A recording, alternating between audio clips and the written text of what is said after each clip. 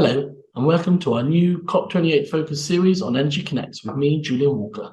I speak to leading experts around the world in the lead up to COP28 taking place in the UAE in Dubai at the end of the year.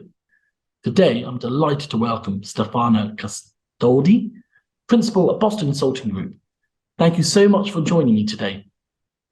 Thanks a lot for inviting. Happy to be here. In this episode, we're going to look at the issue of circularity in the energy industry.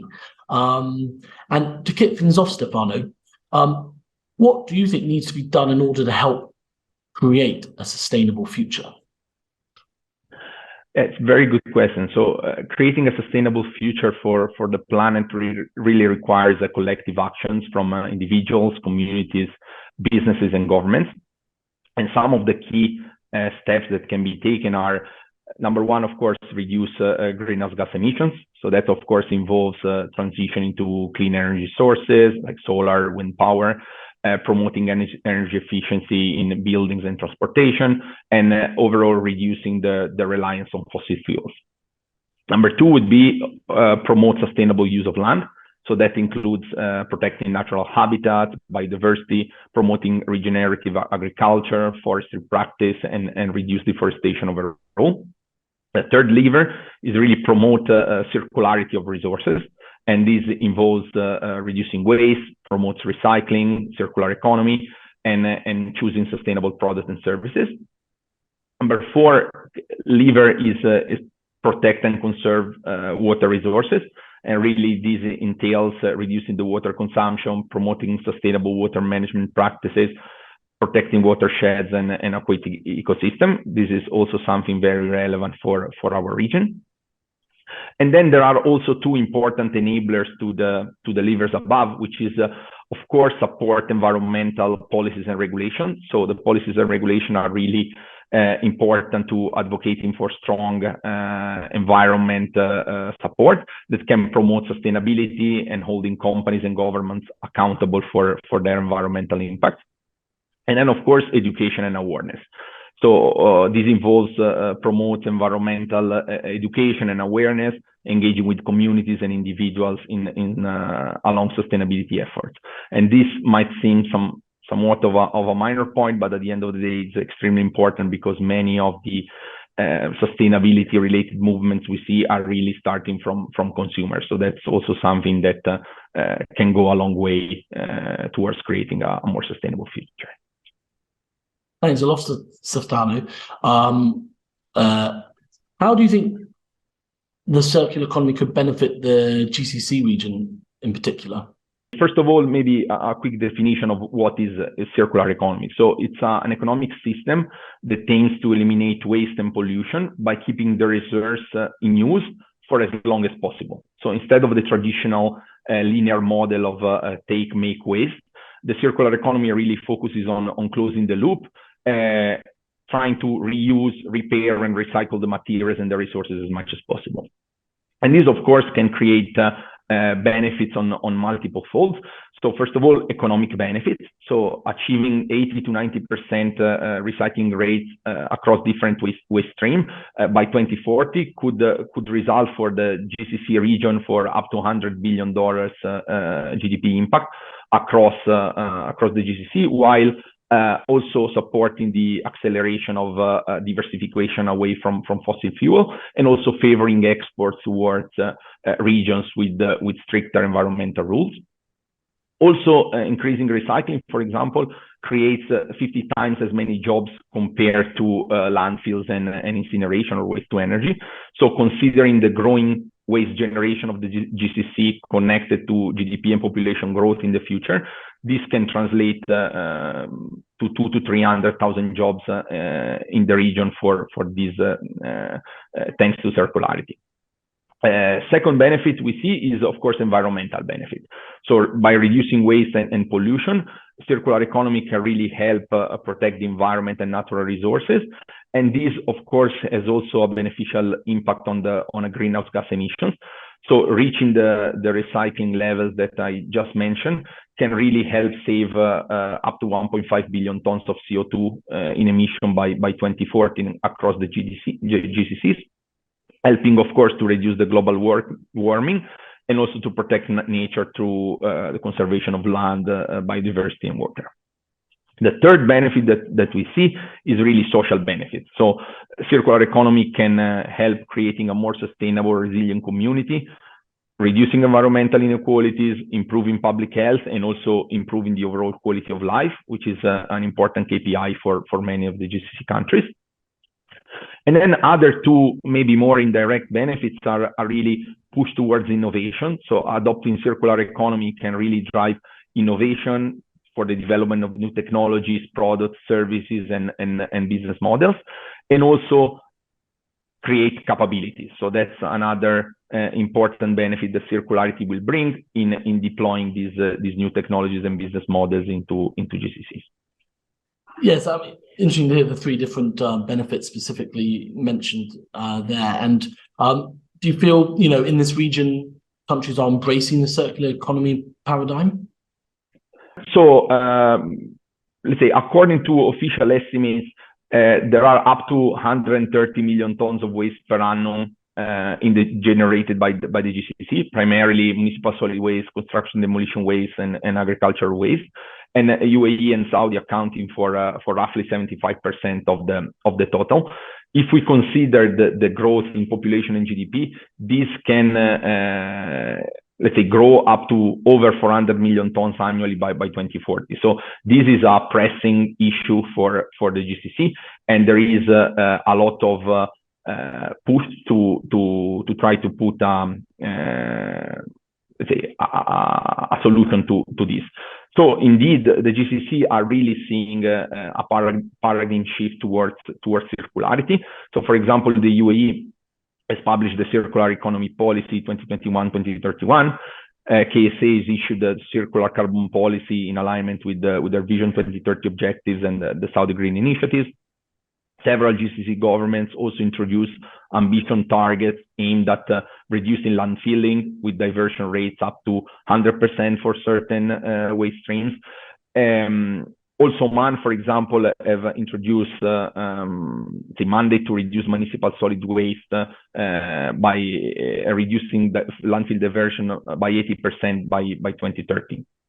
And we see also many investments in this space. For example, the Public Investment Fund of KSA has a plan to invest over $11 billion by 2035 to achieve the recycling rates through the Saudi Investment Recycling Company, which is a public investment fund company. In UAE, for example, several municipalities like Sharjah have already managed to achieve over 75% landfill diversion as we speak, with leveraging, for example, BIA, which is a local company. And there are also multiple initiatives. For example, in Bahrain, Alba, which is the aluminum company, has really partnered with the Australian company Regain to treat hazardous waste and convert them for raw material for construction and steel. So definitely more needs to be done in order to achieve the ambition that the GCC has set and to really get to the best-in-class recycling rate that we see possible by 2040. But at the same time, there is a very good momentum and things are moving strongly across the GCCs. Well, that's really good to hear. And I just wanted to get your viewpoints on, what you see some of the main challenges facing countries, adopting a circular economy. You've talked a lot of the initiatives they're looking at. It's very clear. So circularity necessarily requires collaboration across multiple stakeholders across the value chain and beyond a specific value chain. And this, of course, presents multiple challenges in aligning all the different stakeholders in this broad value chain. Especially, we see several challenges for the GCC region. Number one is really scale and fragmentation. So the waste management sector has been historically very fragmented and still emerging. Now there are larger cities, for example, in KSA, like Riyadh, Jeddah, Medina, that have recently established partnerships with the local as well as foreign players to try to manage the entire waste management sector in a more integrated and professional manner. Second challenge we see is really data availability and tracking. So it's there is lack of consistent, reliable data on waste generation across the GCC, and of course this is preventing very good and strong baselining and visibility into the composition of waste, which is of course hindering optimal capital deployment and also, for example, policy support. The third thing that is a challenge is really more on regulation and policy support. So this lack of data, of course, also generates more difficulties in creating targeted regulations. There has been some environmental policies that have been introduced, for example, like the Green Building System in Dubai, or KSA National Environmental Strategy, which is linked to Vision 2030. However, most of the GCC countries still do not really have a comprehensive framework to regulate the adoption of circular economy practices across all sectors and all waste streams. So this is really something that could be improved going forward. Another very important thing is related to financial incentives. So financial incentives do not always promote the implementation of increased circularity, especially taxes or levies may fail to provide the right financial incentives. For example, in the GCC, there are very, very low landfilling fees, and this, of course, is preventing, when they are taken in comparison to recycled material, circularity across the value chain. And then I think very important also is, let's say, consumer awareness. So GCC still lack a bit of this awareness related to circularity issues. As mentioned before, many things have been already undergone, and there is seen to be an improvement on this front. At the same time, there is a bit limited education about, for example, separating waste and on the environmental consequences of this on this choice and the price that the environment is paying for example, plastic pollution. So definitely we see an improvement, especially for young generations, but definitely more has to be done on this front as well. Yeah, that's really interesting to hear. And I want to just touch on how important a role will the energy sector have to play in ensuring a working circular economy. So the energy industry has been thought for a long time to be, let's say, adversary of circular economy thinking. However, the times have changed, and circular economy is becoming a key component of the strategy of virtually every energy company in the globe, and GCC is not an exception to that. In fact, in order to reduce greenhouse gas emission in compliance with the Paris Agreement, companies and society really need to change the way they think about circularity. And looking at emissions really can tackle, let's say, 55% of the global program. The remaining 45% of the problem can really be tackled by using circularity. And more specifically, energy companies can really leverage circularity by maximizing the output with lower use of resources. So this one is an efficiency measure that normally energy companies have been very strong at doing in the past across all the different feedstocks.